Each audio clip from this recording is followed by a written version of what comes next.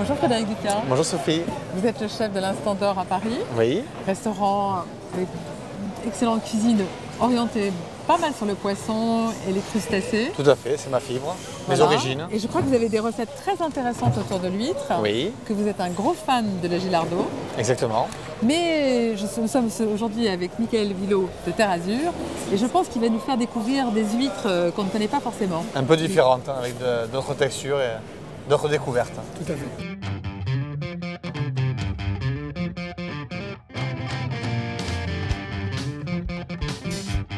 Donc en huître, qu'est-ce que... En huître. Alors là, on a une. Qu'est-ce qu'on a debout là? On a une fine marraine d'Oléron. D'accord. Ça, c'est celle que je travaille actuellement. Ça, c'est celle que tu travailles actuellement.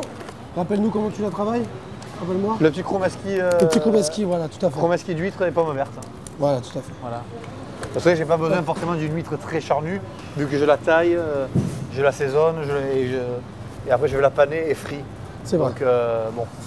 C'est que tu sais que mes préférés, c'est la Gilardo. La Gilardo. Tout à fait. Mais bon, pour ma préparation, je prends autre chose. Tout à fait. Je vais essayer de faire ça bien comme il le faut. Ça en va quelques-unes, une centaine il n'y a pas longtemps. Une centaine il n'y a pas longtemps, ouais. Mais j'ai pas l'habitude de les ouvrir sur le côté et c'est comme ça qu'on ouvre vraiment une huître, c'est apparemment sur le côté. D'accord. J'ai versé le premier jeu. Je te laisse la... Tu me laisses l'honneur?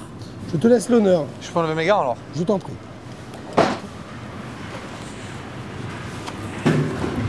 C'est vrai que donc ça, venir comme ça le matin très tôt à Rungis, ça donne faim quand même.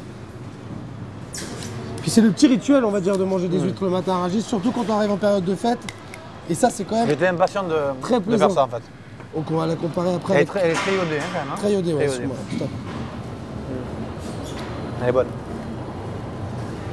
Ce que j'aime bien, c'est le petit pied aussi. Ouais. Ça ramène un petit goût de croquant dans la bouche. La mâche, la texture. Tout à fait. Et il y en a plein qui le jettent. Oui, ça je trouve ça dommage. Ouais, moi je le garde aussi. Je trouve que ça donne un petit goût sympa en fin de bouche et aussi à la mâche. Alors là, c'est la super spéciale, huître d'excellence. D'accord. Pourquoi super spéciale? Parce qu'elle a un taux de chair supérieur à 13%. Donc elle est beaucoup plus charnue. Donc elle est sélectionnée sur marraine d'Oléron et elle est retrempée pour un élevage beaucoup plus long sur Utah Beach. Et en fait, une Utah Beach, c'est là où l'eau de la mer est pleine de plancton et ce qui lui donne son côté beaucoup plus charnu. D'accord. On va voir ça tout de suite. Mais tu vois, elle est beaucoup plus coriace déjà à ouvrir que l'autre. Et normalement, tu dois retrouver ce petit goût noisette en fin de bouche. Donc moins iodé que la marraine d'Oléron? Moins iodé, un peu plus... tu vas avoir un peu plus doux en bouche. Ouais, elle n'est pas laiteuse. Elle n'est pas laiteuse, elle est plus charnue, c'est goût modèle, mais elle n'est pas laiteuse. Voilà, tout à fait. Et ça même en été. C'est-à-dire que c'est une huître que tu peux travailler tout au long de l'année. Elle n'est pas laiteuse, même l'été. Elle sera régulière sur le même... Régulière, sur le même... texture. Voilà, il y a un cahier des charges bien précis. Ça te rappelle un peu ton huître préférée ou... Oui, après, elle est quand même un peu moins charnue que la Gilardo. Oui, c'est vrai. Mais bon, elle est convenable. Tu m'as conquis.